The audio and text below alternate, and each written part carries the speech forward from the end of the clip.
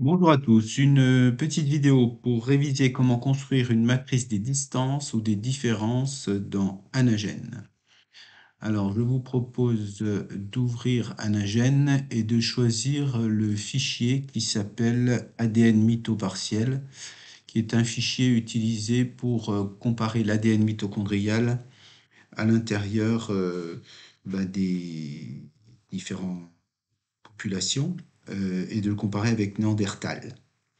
Alors, on peut choisir, par exemple, de sélectionner Néandertal VI80, Africa A, Hongrois, Grec, Chinois, Nord-Américain. Et comme d'habitude dans Anagen, donc ici on a des séquences nucléotidiques d'ADN mitochondrial.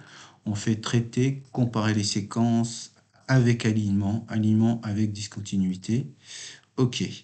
Donc on a ici le résultat.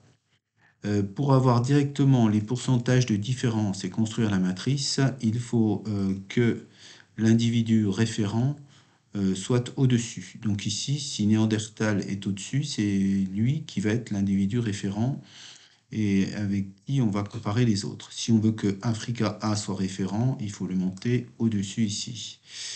Et ainsi de suite. Donc si je commence par Néandertal référent, une fois qu'il est ici, je vais dans Traitement, il faut que ce soit en blanc, et je vais dans Information ligne pointée. Ce qui me donne donc des renseignements, mais surtout directement, ici, j'ai par exemple directement le résultat entre Néandertal, vous voyez ici, et Africa A, où on dit qu'il y a 87,1% d'identité entre les deux ADN mitochondriaux. Mais nous, c'est ce qu'on veut. Ce qu'on veut savoir, c'est les différences. Donc, tout simplement, on va faire 100 moins 87,1, ce qui fait 12,9% de différence. Et ainsi de suite. Avec le hongrois, même chose, il a 12,9. Avec le grec, il a toujours 87,1% d'identité, 12,9.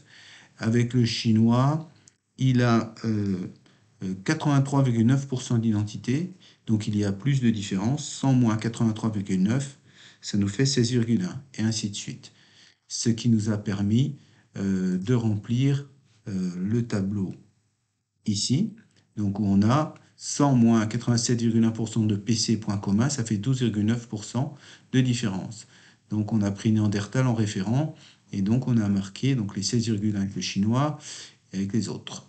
Pour obtenir la deuxième ligne, il faut que l'Africain ici soit référent.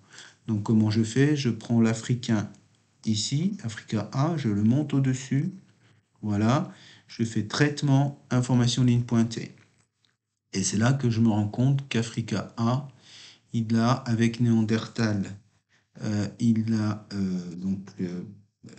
avec Hongrois, ce qui m'intéresse, c'est avec Hongrois, Africain, Hongrois.